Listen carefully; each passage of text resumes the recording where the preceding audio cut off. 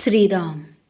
साधक हो, सध्या आपण श्री ब्रह्मचैतन्य गोंदवलेकर महाराज यांचे थोर शिष्य परमपूज्य श्री तात्यासाहेब केतकर यांच्या चरित्राचा आस्वाद घेत आहोत. तसेच रविवारी श्री महाराजांच्या काही भक्तांचे अनुभव ऐकणार आहोत. परमपूज्य श्री तात्यासाहेब केतकर यांच्या चरित्राचे संकलक तीर्थस्वरूप वा रा अंतरकर हे तीर्थस्वरूप श्रीमती सुमती रघुनाथ देशपांडे माटुंगा यांची परमपूज्य श्री तात्यासाहेबांच्या संबंधित आठवण सांगतात. एकदा पुण्यतिथीच्या दिवशीच माझ्या सासूबाईंच्या डोळ्यांचे ऑपरेशन व्हायचे ठरले. उत्सवाला जाण्याचे माझ्या फार मनात होते. काय करावे अशा विवंचनेत पडले. श्री महाराजांनी स्वप्नात येऊन सांगितले, तू जाऊ नकोस. जे समाधान तिथे जाऊन मिळणार तेच तुला इथेही मिळेल. जाण्याचा बेत मी रद्द केला. तेव्हापासून मला अद्यापपर्यंत उत्सवाला जाणे जमले नाही आणि त्याबद्दल खंतही वाटत नाही. असो, माझा मुलगा चिरंजीव नंदकुमार जन्मला. तो काळानिळा पडला.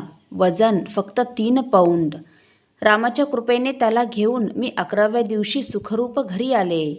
दुसऱ्या दिवशी सकाळी 10 वाजता तात्या व रामदास तांबे अचानक घरी आले. थोड्या वेळाने तात्या म्हणाले, आण बाळाला इकडे. हातात त्याला घेतल्यावर म्हणाले, आता त्याला राम सांभाळील, तू काळजी करू नकोस. आणि तसेच घडले. तात्यांच्या डोळ्यांचे ऑपरेशन माटुंग्यातच झाले. ते दवाखान्यात असताना संध्याकाळी जेवण माझ्याकडूनच जाई. मीच डबा नेऊन देई. त्याप्रमाणे डबा घेऊन जात असताना एके दिवशी दिनकरराव वाटेत भेटले. म्हणाले, तो डबा इकडे द्या. तात्यांनी मला आणायला सांगितले आहे. पण मी डबा दिला नाही, स्वतःच घेऊन गेले. कारण त्या निमित्ताने मला तात्यांच्या सान्निध्यात तेवढा वेळ बसता येई. दवाखान्यातून निघाल्यावर तात्या आमच्याच घरी राहावयास आले. त्यांना भेटायला मंडळी येत. कोणी आले की त्यांच्याशी बोलायला तात्या उठून बसत. पण मग दिसून आले की बसले की त्यांची पाठ दुखते. मी म्हटले, तात्या तुम्ही उठून बसत जाऊ नका. त्यावर ते म्हणाले, मग काय करू? तेव्हा मी म्हटले, ठीक आहे, बसताना मी तुमच्या पाठीशी उशा लावीत जाईन. तसे केल्यावर त्यांना बरे वाटले. तसे त्यांनी बोलूनही दाखविले. दुसऱ्या दिवशी एकादशीचे भजन वरळीचे देशपांडे यांच्याकडे होण्याचे आधी ठरले होते. माझ्या मनात आले की तात्या आपल्याकडे आहेत तेव्हा इथेच भजन झाले तर किती बरे होईल. तसे मी तात्यांना म्हटले. तेव्हा ते म्हणाले, आबा जोशींना सांगून बघतो. आनंदाची गोष्ट म्हणजे तात्यांच्या उपस्थितीत आमच्या घरी त्या दिवशी भजन झाले. 25-30 मंडळी आली होती आणि भजन फारच रंगले. अशी गुरूंची सेवा करण्याचे भाग्य मला लाभले.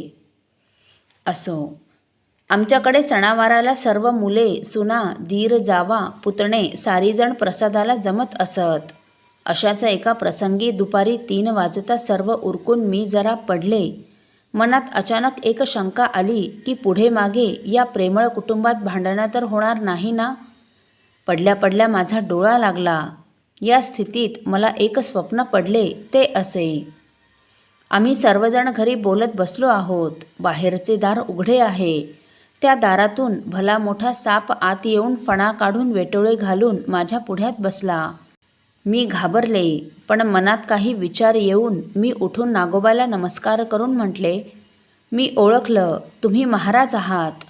तेवढ्यात मला मनुष्यवाणीचे शब्द कानी पडले, तुझ्या घरात शांतता नांदणार आहे, तू घाबरू नकोस. आणि मी जागी झाले. मला महाराज जे जे सांगत ते कालांतराने का होईना खरे ठरते असा माझा अनुभव आहे. एका मुलाच्या लग्नाचे आमंत्रण देण्यास आम्ही एका दिवशी संध्याकाळी मालाडला गेलो होतो. महाराजांना व तात्यांना आमंत्रणपत्रिका देऊन ताईंनाही आत जाऊन सांगितले.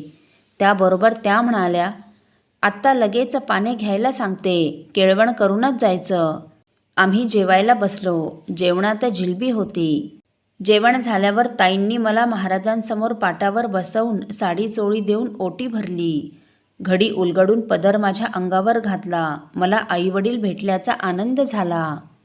मी पहिल्या खेपेला गोंदवल्यास जायला निघाले. मला तशी त्या प्रवासाची माहिती काहीच नव्हती.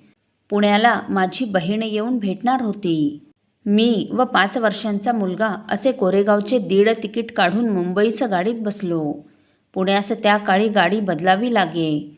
तेथे बहीण आलेली नव्हती. मी घाबरले, पण मग धीर करून एक हमाल केला आणि कोरेगावला जायचे आहे, गाडीत चांगली जागा बघून बसवून दे असे त्याला सांगितले. त्याने त्याप्रमाणे व्यवस्थितपणे बसवून दिले. हमाली आधी ठरविलेली नव्हती, पण त्याने फक्त 1 रुपया मागितला. पुढे निघालो. कोरेगाव स्टेशन आल्यावर उतरलो. आमचा डबा अगदी शेवटी होता. तेथे हमाल कसा मिळणार अशी चिंता पडली. तेवढ्यात एक म्हातारा हमाल आला आणि त्याने विचारले, बाई कुठे जायचे? गोंदवल्याला म्हटल्याबरोबर म्हणाला, चला बस लागलीच आहे. बसपाशी पोचल्यावर तो म्हणाला, बाई तुम्ही आत जाऊन जागा धरा, मी तुमचे सामान टपावर ठेवतो. आम्ही जाऊन बसलो. थोड्या वेळात हमाल येऊन म्हणाला, सामान वर ठेवले आहे, हमाली 8 आणे द्या. अशा रीतीने गोंदवल्यास आम्ही सुखरूपपणे पोहोचलो. वाटेतली ही सर्व सोय महाराजांनीच केली अशी माझी श्रद्धा आहे. जेथे जातो तेथे तू माझा सांगाती, चालविसी हाती धरून या उक्तीचा मला पदोपदी प्रत्यक्ष अनुभव येतो.